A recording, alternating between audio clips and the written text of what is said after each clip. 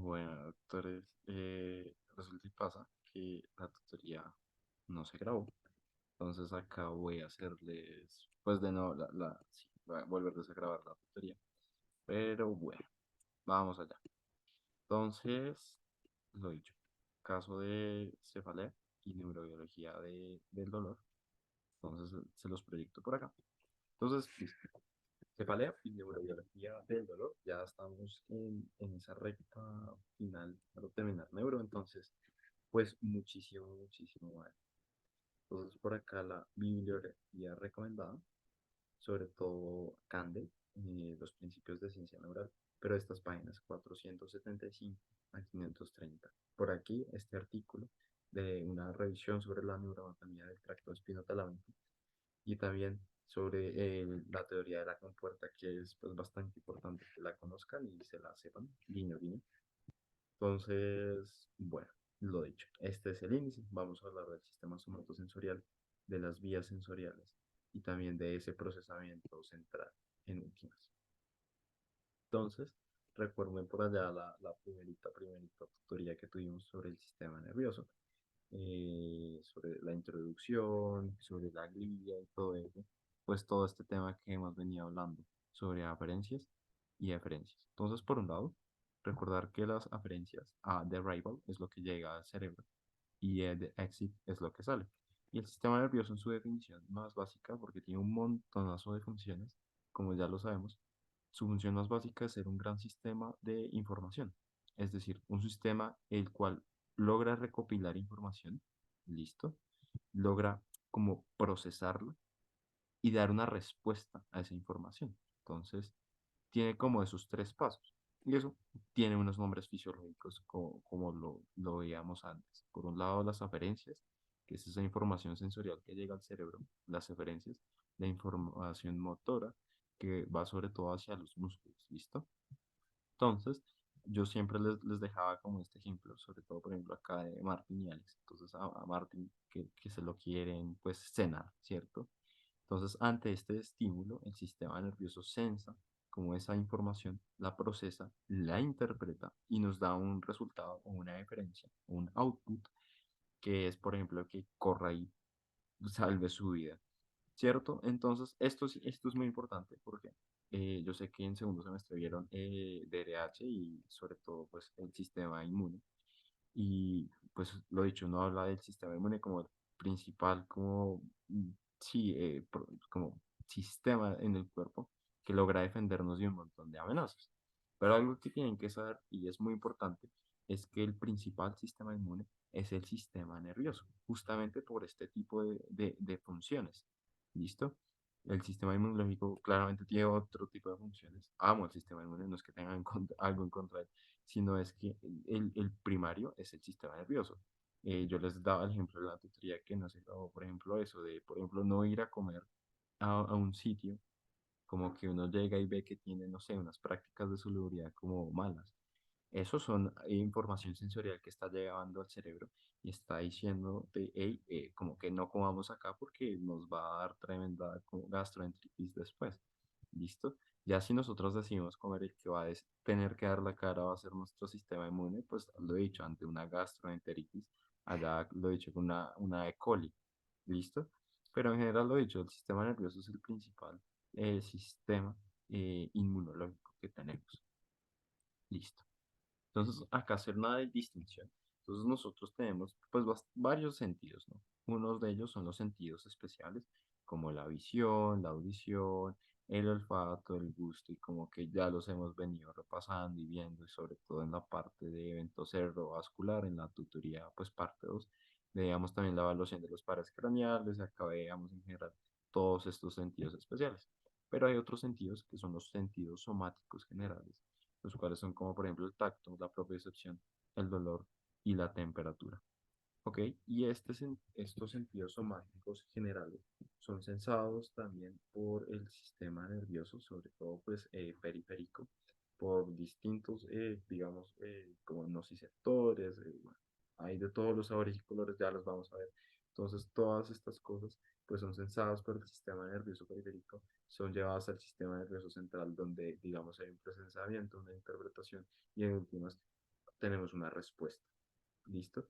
Eh, entonces, ahora lo que sigue es saber cómo llevamos esa respuesta. Entonces, esa respuesta, perdón, cómo llevamos esas aferencias, esas sensaciones al sistema nervioso central. Y lo hacemos por distintos tipos de fibras. Sobre todo las distintas características de estas fibras es su rapidez. Y para ello es muy importante, demasiado importante, háganme caso, que recuerden qué hace que una fibra sea más rápida o más lenta. Y en general eran dos cosas. Un mayor diámetro la hace más rápida, o sea, un mayor diámetro del axón, y también su mielinización. Esas dos cosas son las que la hacen a una fibra mucho más rápida. Y justamente en estos sentidos somáticos generales, que lo que les decía eran como por ejemplo tacto, propiocepción, dolor, temperatura, tenemos distintos tipos de fibras. Unas, como por ejemplo las fibras C, las fibras A delta y A alfa. Y acá les hice como esta especie de grafiquita en la cual les pueden ir viendo que a mayor cantidad de mielina, ¿cierto? Pues aumenta esa velocidad.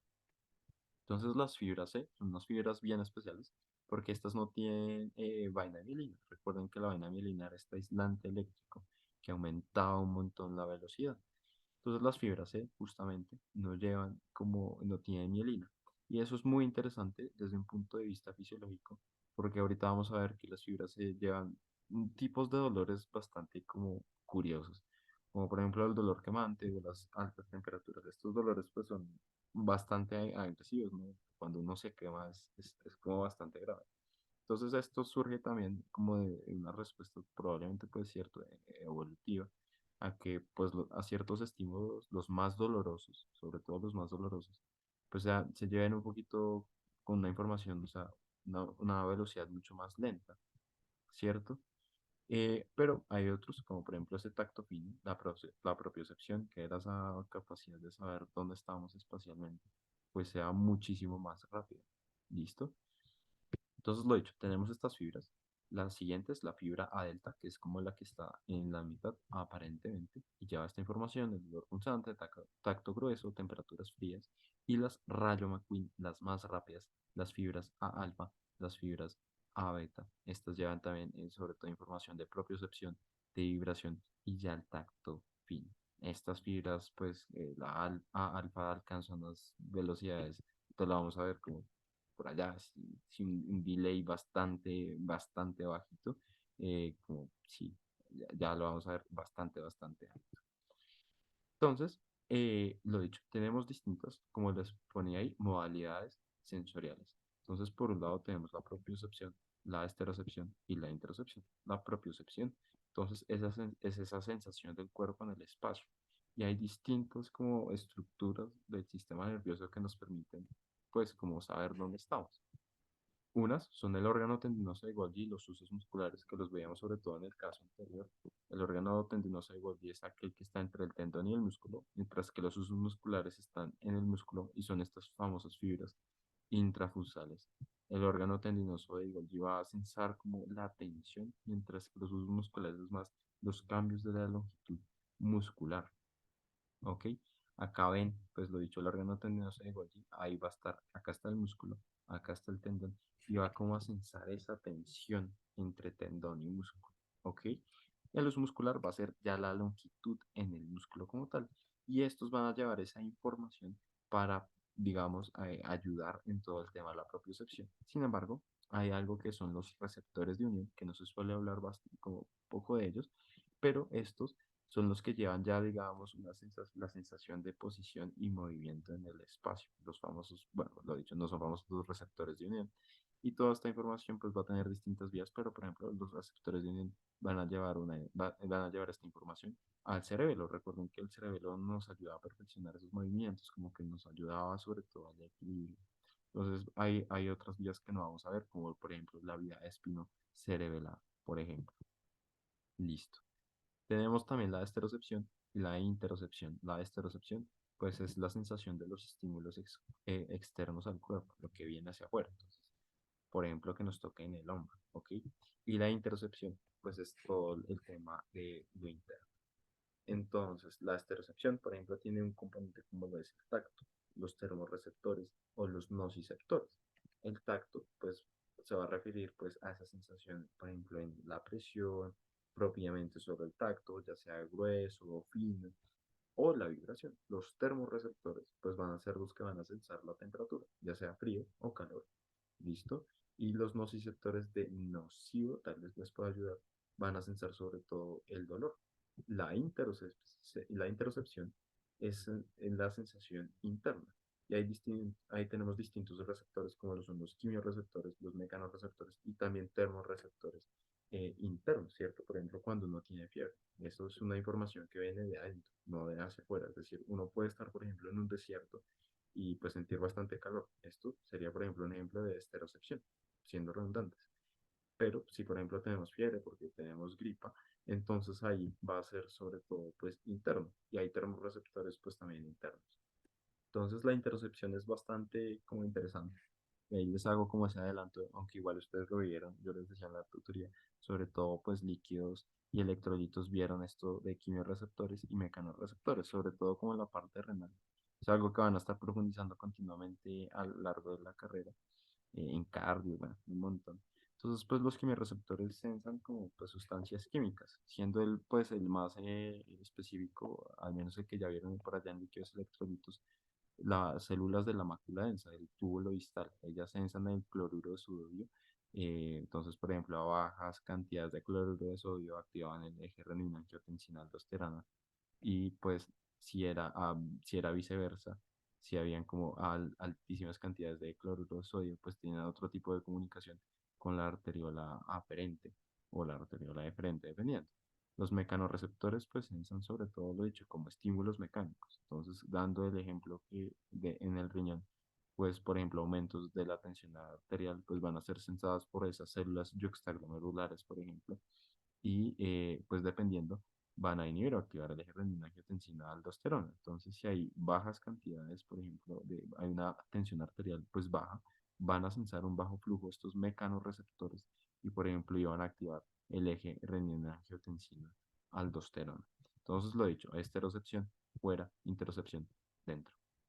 Entonces, acá en esta imagen hay un montón de receptores muy bonitos. Esto fue hace poco un premio Nobel, de hecho, a los que descubrieron todos estos receptores.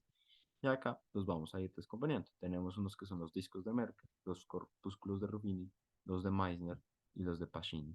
Los de Merkel, pues siendo sobre todo hablando, ellos tienen una función en sensar la presión.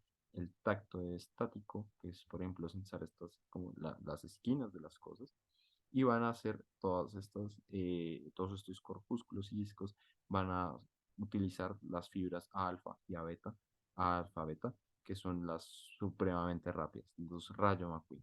Entonces, lo dicho, disco Merkel, los discos de Merkel van a llevar esta información de tacto estático, los de Ruffini, por ejemplo, presión y estiramiento. Meissner va a ser ya la propiocepción, tacto fino, y van a ser de adaptación rápida. Ya les voy a hablar a qué se refiere esto de adaptación rápida y lenta. Los de Pacini, sobre todo presión y vibración. Acá van a ver los de Pacini, como que sobre todo ya en nivel subcutáneo, acá en un tejido adiposo.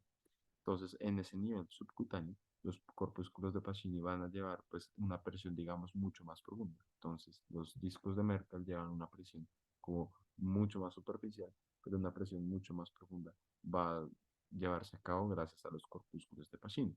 Acá hay unos que dicen que son de adaptación lenta, otros de adaptación rápida. Pues básicamente es como en que, hablando de tiempo que tanto como que logran dar su efecto. Entonces, para descomponer eso tan raro que acabo de decir, por ejemplo, la presión, como cuando se presiona, como que el estímulo suele como quedar un tiempo después. Entonces, lo que pasa es que estos, por ejemplo, el corpúsculo de Rubin y los discos de Merkel, a sensar eso, la presión, pues son de adaptación lenta porque se demoran su momento si identificando si verdaderamente pues está ocurriendo un estímulo de presión, ¿listo? Como que hay que diferenciarlo si fue simplemente un tacto o si fue realmente una presión, ¿listo? Se presionó un área. Entonces, a eso se refieren que son de adaptación lenta. Como que ese también estímulo suele quedarse como un poco más impregnado. Mientras que, por ejemplo, el tacto fino, la propiocepción, la presión, digamos, ya mucho más profunda, pero sí lo he dicho, como sobre todo ese tacto fino, suelen ser de una adaptación más rápida y pues tiene sentido, uno simplemente se toca la mano e inmediatamente se siente, pero para definir cómo presiona o que uno sienta que lo están presionando, pues como que se requiere, lo dicho, un poquito más de fuerza, aunque realmente eso pues, en términos de la vida real, no siendo tan neurocientíficos, pues como que no hay mayor diferencia, pero sí que hay cierta diferencia en velocidades. Y acá vemos esos receptores periféricos, simplemente donde están ubicados. Entonces está la epidermis, la dermis, la hipodermis. Acá vemos ese tejido subcutáneo, listo, la dermis reticular y la dermis papilar. Entonces vemos ahí que están Meissner y Merkel, pues sobre todo por allá en la epidermis, mientras que en la dermis estaba Ruffini y ya en el tejido subcutáneo están los de Pacini. ¿Listo? Entonces, ahora hablando de los receptores periféricos, esto es acá un apartado bastante interesante, porque, por ejemplo, el dolor probar algo picante, ¿cierto? Gracias a los botones gustativos, no papilas gustativas, sino botones gustativos, van a identificar que se da sobre todo por cambios químicos. ¿A qué me refiero? Por ejemplo, digamos, los botones gustativos allá en la lengua tienen receptores para capsaicina. La famosa capsaicina es la que pues causa esta, sí, como lo que tiene, por ejemplo, el ají y todo eso, ¿no? Que quema la boca, ¿cierto?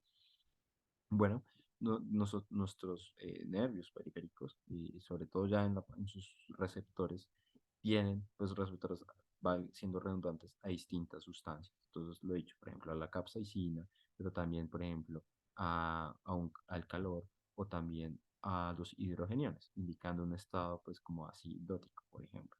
Y también los estímulos mecánicos van a liberar cierto, van a ser, digamos, como mediados por distintos iones, por ejemplo, el sodio, el calcio o el potasio. Entonces es bastante interesante porque es bastante, como que todo es bastante químico, ¿no? Yéndonos, por ejemplo, a este ejemplo que contiene como un resumen de absolutamente casi todo, van a ver acá unas sustancias bastante curiosas como lo son la histamina, las prostaglandinas y fueron justo sustancias que vieron el semestre anterior, que son estos derivados del ácido araquidónico que se dan sobre todo en la inflamación. Entonces, por ejemplo, cuando uno tiene gripa o tiene, como lo he dicho, inflamada cierta parte del cuerpo y como que siente que le duele más, o lo he dicho, en la gripa, como que siente que le duele todo, es porque justamente está liberando estos compuestos proinflamatorios para los cuales nuestros nervios tienen unos receptores y ellos van a, pues al unirse a estos receptores, van a liberar una sensación, pues, de dolor. ¿Listo? Entonces acá les dejo un resumen de las fibras, lo he dicho, por ejemplo, les hablaba de la velocidad, las A alfa y las A beta son bastante rápidas, pero miren, por ejemplo, esa A alfa que va de 80 a 120 milisegundos, ¿cierto? Metros, sí, milisegundos. Y la A beta, perdón, metros sobre segundos, 80 a 120 metros sobre segundos. La A beta, pues ya baja un poquito más, pero sigue siendo bastante rápida, va de 35 a 90. Pero pues la alfa es una locura porque básicamente tiene el límite superior como inferior, es decir, pues acá vemos que la beta es 90 el máximo, pero acá el mínimo es 80 metros sobre segundo. Entonces tiene una velocidad brutal. Las amielínicas, como las fibras C, vemos que son pues muchísimo más lentas, ¿no? 0,5 a 2 metros sobre segundo. Y las A delta, que eran como las que yo les decía que estaban por ahí en la mitad, que pues estaban como mielinizadas, pero como que no tanto, y acá se los ponen parcialmente, pues solo van de 5 a 30 milisegundos. También pues como interesante porque comparte ese límite inferior con la A beta, o sea, siendo su límite superior el 30, pues miren que la beta ese es su límite inferior y así se va escalonando. Listo. Entonces ahora tenemos que hablar de las vías sensoriales. Acá tenemos las distintas vías sensoriales. Entonces lo dicho, el famoso dicho en neuro, que es lo siente por detrás y lo mueve por delante, es decir, la información sensorial va a ir sobre todo posterior o dorsal, mientras que la información motora va a ir sobre todo anterior. Y eso no es solo una cosa de la médula espinal, sino recordemos nuestro cerebro, nuestro giro precentral y poscentral, pues lo dicho, como que hacia adelante el poscentral, pues está el precentral, ¿cierto? Y justo ahí va a ser la corteza motora primaria y viceversa. Lo que está atrás del precentral era el postcentral, que era la corteza somatosensorial primaria. Bueno, lo mismo ocurre en la médula espinal, aunque cuando lo estudien se van a dar cuenta que es bastante más complejo de lo que parece, porque van a notar, por ejemplo, acá están estas letricas, que hay un montón de núcleos, cada uno lleva cierta información. Entonces es un poco más complejo de lo que parece, sobre todo en la médula espinal. Pero bueno, en general se llega como a cierto punto a cumplir esa famosa regla de lo dicho, que hacia posterior están las aferencias, pero hacia anterior están las aferencias. Entonces, hay dos vías que vamos a ver, al menos en esta tutoría, que son pues la posterior y la anterolateral o espinotalámica. Entonces, hay otras vías como la espino cerebelar y de hecho hay un montón de núcleos en la médula espinal, pues en los cuales pues llega una neurona de primer orden, que ya vamos a hablar que es una neurona de primer orden, y ya dan una información pues como bastante específica. Entonces, lo dicho, iniciamos con la vía posterior o el menisco medial y básicamente lo que pasa con esta vía es que va a llevar información de tacto fino, propiocepción, vibración y presión. Y acá van a ir sobre todo las fibras bastante rápidas, las rayo McQueen, las A alfa y las A alfa beta. ¿Listo? Entonces, ¿cómo es este como circuito? Entonces, en trastornos del movimiento ustedes veían todo lo contrario, es decir, veían cómo de la corteza bajaban estas neuronas para llevar la información, o sea, pues las órdenes hacia los músculos. Ahora vamos a ver cómo sube la información.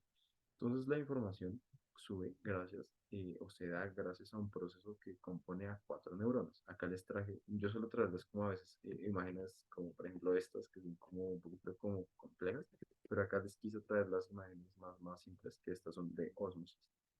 Entonces acá vemos la vía, lo he dicho, del hemisco medial. Entonces vemos que hay una neurona de primer orden, que es esta primerita neurona, ¿listo? Y llega al fascículo de cuneatus o gracilis. Entonces, de qué va a depender si llega a gracilis o cuneatus, o también al funiculo posterior, que lleva sobre todo información de propiocepción, pero sobre todo en gracilis y cuneatus. Entonces, gracilis y cuneatus básicamente ya va a llegar información dependiendo del nivel, digamos, como vertebral. Entonces, gracilis se va a dar sobre todo G de genu, como en la parte, como en las extremidades más inferiores. Entonces, lo he dicho, gracilis G de genu, que significa rodilla.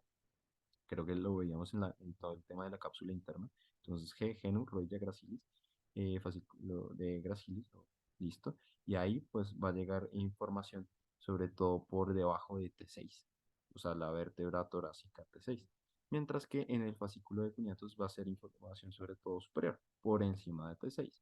Entonces, lo dicho, si tenemos, por ejemplo, a un paciente que le pegan en la pierna, pues esa información va a llegar a ese fascículo de gracilis, ¿listo? Y va a estar nuestra primera neurona. Después va a subir a ciertos núcleos en el tronco encefálico, ¿listo? Entonces ahí se va a conocer con la neurona de segundo orden. Esta neurona de segundo orden, pues es la que realmente logra la decusación, porque recuerden que casi todo el neuro pasa al otro lado. Entonces, esta vía se decusa sobre todo a un nivel pues, del tronco encefálico, ¿listo?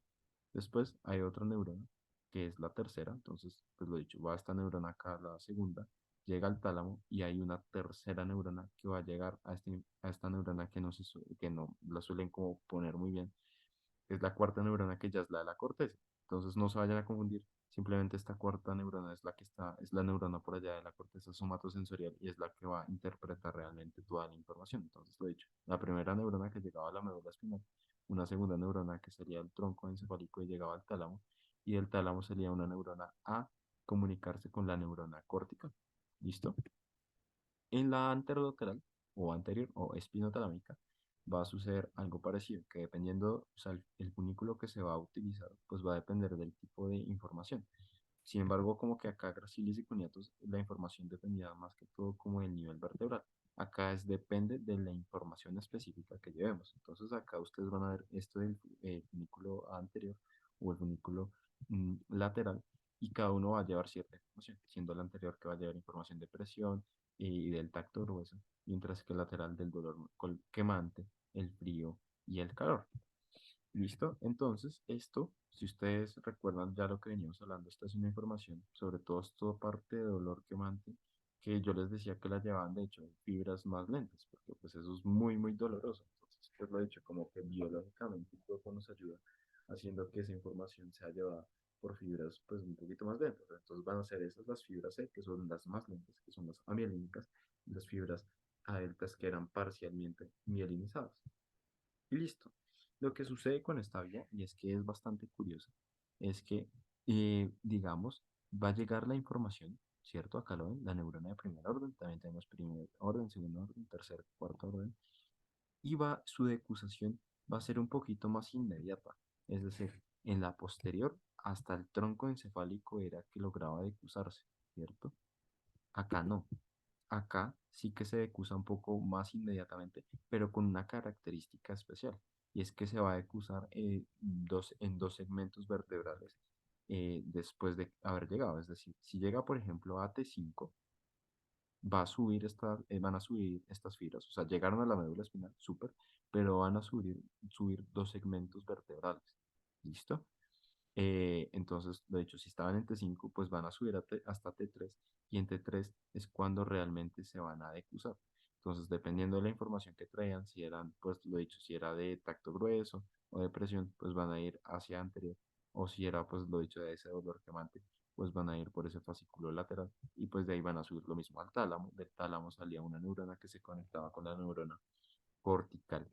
También algo interesante que tienen estas fibras, las fibras C y las fibras A delta, es que, como lo veíamos en trastornos del movimiento, estos logran generar un arco reflejo. Es decir, ustedes logran ver acá como que se logran conectar, ok, como por una interneurona.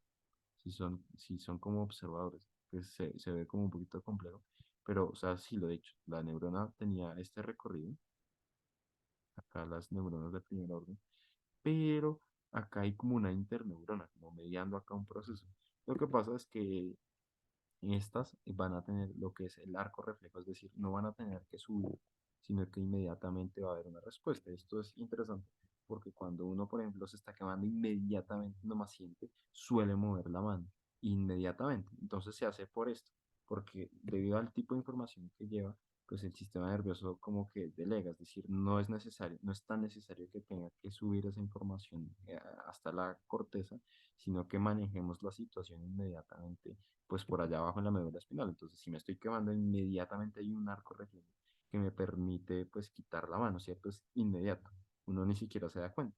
Y es por esto, porque por supuesto esa información después va a subir y todo ello, pero primero hay una posibilidad de que dependiendo de qué tan grande sea el estímulo, gracias a una interneurona, pues se genere inmediatamente una respuesta motora.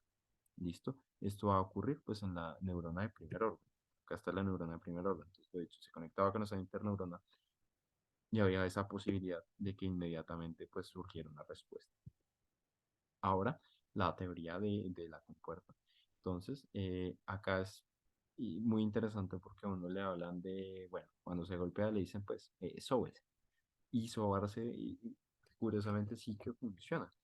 Entonces, acá ven, esta es como la mejor imagen que les puedo traer porque estas imágenes de la teoría de la compuerta suelen ser como bastante complejas, pero en general quiero que sigan el curso. Entonces, voy a subir esto por acá, voy a subir el cursor, entonces lo he dicho, acá está digamos, el estímulo doloroso, lo van a llevar sobre todo fibras C, que eran las amielínicas, y sigan el recorrido. Las fibras C van a comunicarse con la neurona de proyección, es decir, las neuronas que están subiendo. Esta es una neurona de segundo orden, ¿listo?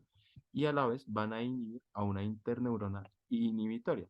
Entonces, ese estímulo doloroso se está estimulando positivamente y va a subir, y a la vez estamos inhibiendo lo que inhibiría ese estímulo doloroso, ¿cierto? Como el freno. Eso es lo que está haciendo una fibra C cuando hay dolor.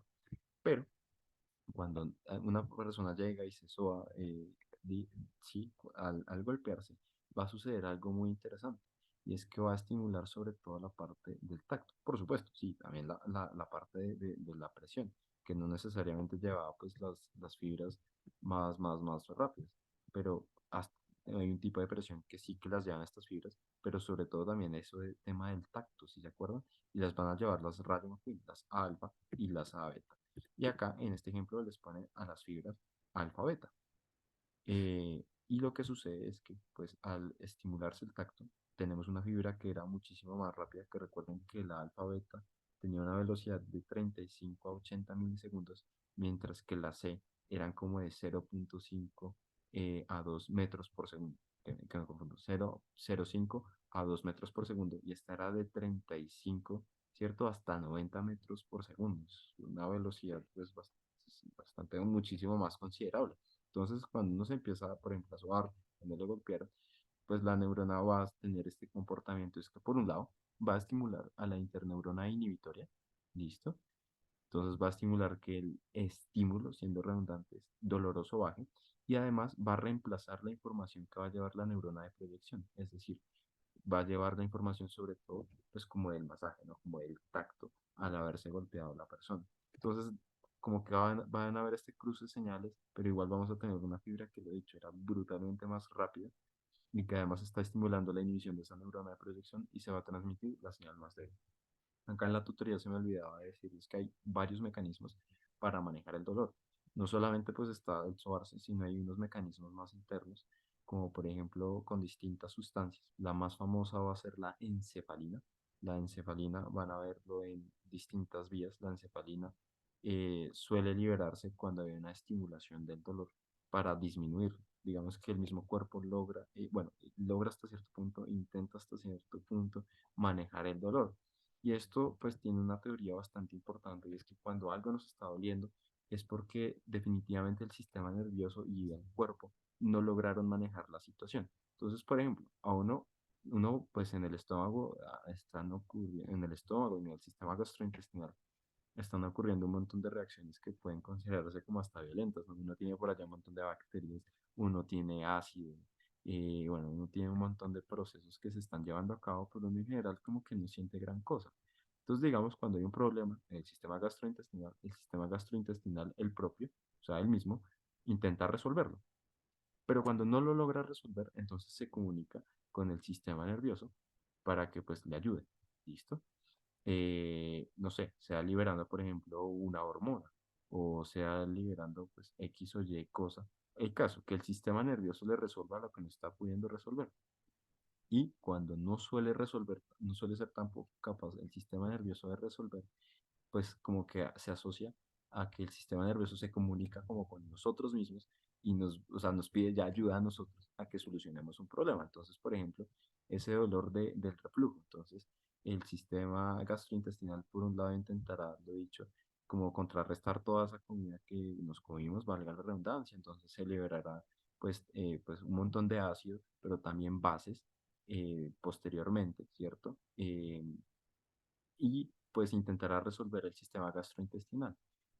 Al no lograrlo, intentará pues comunicarse con el sistema nervioso, entonces el sistema nervioso, no sé, activará pues mucho más la liberación de bases o aumentará el perostatismo, ¿cierto? Como que intentará ser más eficiente el proceso gastrointestinal, pero ante la imposibilidad de lograrlo, probablemente lo que va a ocurrir es que nos duela el estómago y nosotros seamos los que, pues sí, con nuestros, o sea, nosotros les resolvamos al cuerpo.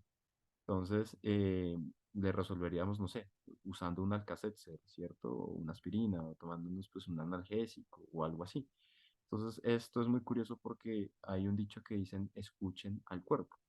El cuerpo nos suele decir lo que está ocurriendo. No siempre, claramente, pero muchas veces cuando nos está doliendo algo, estamos sintiendo algo, eso no es gratis, doctores. Y es por eso que vale la pena interrogar pues supremamente bien a un paciente, porque muy pocas cosas en la vida son al azar y en nuestro cuerpo es más de lo mismo. Cuando tenemos un síntoma, cuando estamos sintiendo algo, pues es un reflejo de todas estas vías que pues están intentando compensar y pues no se está logrando esa compensación y ya nos están hablando a nosotros de que nosotros hagamos algo. ¿Listo? Finalmente, de todo esto que les estaba hablando, ¿quiénes nos dan pues como todas estas como sensaciones y estos procesamientos? Pues por supuesto la corteza, que es la neurona de cuarto orden. Entonces, por un lado, la corteza somatosensorial primaria y la somatosensorial secundaria. La somatosensorial primaria era esa que veíamos por allá en el giro postcentral. ¿Listo? eh, que básicamente va a ser como un trabajo como, pues, un poco como simple, ¿no? Como el trabajo un poco grueso, al igual que su homólogo motor, que es el giro postcentral, la corteza, el giro precentral, la corteza motora primaria. Básicamente va a identificar la intensidad y qué tipo de estímulo es y dónde está ubicado el estímulo. También hay como un homúnculo sensorial, o sea, hay un homúnculo motor, que es este de la izquierda, pero también hay un homúnculo sensorial. Y el homúnculo sensorial pues va a tener una que otra particularidad y es que van a haber como una mayor cantidad de neuronas pues sensitivas, como por ejemplo en la cabellera o pues también en el torso, ¿cierto? Eh, pues en el abdomen, en el pecho, como que hay una mayor cantidad de neuronas sensando. También lo he dicho, los pies van a estar supremamente bien innervados. No sé si les ha pasado, por ejemplo, quemarse en un pie, pues es algo bastante doloroso y acá se identifica, pues tiene una mayor innervación. Entonces, pues hay un homúnculo sensorial, acá se los dejo para que lo tengan en cuenta, tiene unas diferencias específicas, pero lo dicho, sobre todo tiene más o menos la misma estructura que el homúnculo motor. La corteza somatosensorial secundaria básicamente va a ser como un trabajo un poquito más refinado y lo que va a hacer es reconocer el estímulo, también va a trabajar, pero va a hacer sobre todo esa interpretación del estímulo. Es como, ok, bueno, qué vamos a hacer? Entonces, lo dicho, si tenemos una epigastralgia, un dolor en el epigastrio, lo dicho, porque tenemos mucha acidez, por ejemplo, entonces, bueno, ahí en todas estas estructuras va a pasar todo, va a pasar toda esta información y vamos a decir, bueno, ok, ¿qué vamos a hacer? ¿Qué vamos a lograr? Entonces, no sé, tomémonos un Alka-Seltzer. Bueno, va a tener toda esta relación. Después en psiquiatría, que ya van a iniciar dentro de poco, van a ver que, por ejemplo, un estímulo doloroso se va a comunicar también con el sistema límbico y se van a generar incluso sentimientos a partir del dolor, ¿no? Entonces uno recordará, no sé, de niño cuando tuvo una experiencia tal vez traumática que se rompió una pierna. Y pues no solamente fue el romperse la pierna, sino todo lo que estuvo alrededor. Entonces ahí uno empieza a ver cómo el sistema nervioso está conectado con absolutamente todo. Y esta parte de interpretación, pues la, por ejemplo, esto, la corteza somatosensorial secundaria. Ya para terminar, les dejo acá a los redes humanos como unas orientaciones. Entonces, por un lado, en sociohumanismo, definir varias cositas, la teoría microbiana, el origen etiopatológico, la higiene pública, la anatomopolítica y la biopolítica. Como pues siendo pues, por ejemplo, la biopolítica y todo ello, cómo las políticas en salud controlan a las personas y también ese origen etiopatológico de la enfermedad. En salud de poblaciones, pues hablar del sistema general de seguridad social, del sistema general de riesgo laboral, pero sobre todo saber diferenciar cuándo ocurre un accidente laboral o una enfermedad laboral y cuándo no es laboral, es decir, en qué espacios, por ejemplo, si yo soy médico, ¿cierto? En mi caso, ¿cierto? Y pues trabajo en Medellín, por ejemplo, o en la Fundación Carne Infantil, pues un accidente laboral, por ejemplo, sería que sucediese mientras estoy trabajando, más no cuando estoy pues en la calle. Bueno, básicamente esas son las diferencias que tienen que abordar. Y ya en profesionalismo finalmente les van a hablar sobre todo pues del secreto médico y profesional, del control y protección de datos privados y en qué circunstancias en específico, sin el consentimiento del paciente, vamos a tener o estar obligados a revelar información, pues lo dicho, de la historia clínica de los pacientes, porque esto es un documento médico legal, la historia clínica y sus datos también están totalmente protegidos, pero hay ciertas circunstancias en la cual no tenemos que preguntarle al paciente si hay que revelar esa información y de hecho estamos incluso obligados a hacerlo.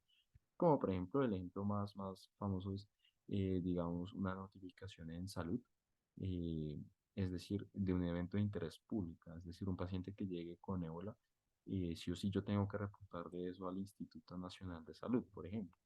O otros ejemplos también, como por decirlo en palabras coloquiales, como más densos socialmente, son por ejemplo cuando hay un diagnóstico positivo para VIH, o ya cuando la paciente llega en un estadio de poesía. Entonces ahí es importante porque si nosotros nosotros como eh, personal de la salud tenemos conocimiento de que esta persona tiene una pareja, nosotros vamos a vernos obligados a revelarle esa información a la pareja si el paciente o la paciente no quisieron revelarse. Entonces, lo dicho, hay ciertas circunstancias en las cuales tenemos que saltarnos esa regla y, y decir la información que es privada de nuestros pacientes. Entonces, listo, doctores, esto sería todo. No sé si tengan alguna pregunta. Quedo muy atento y lo dicho. Nos vemos en la próxima.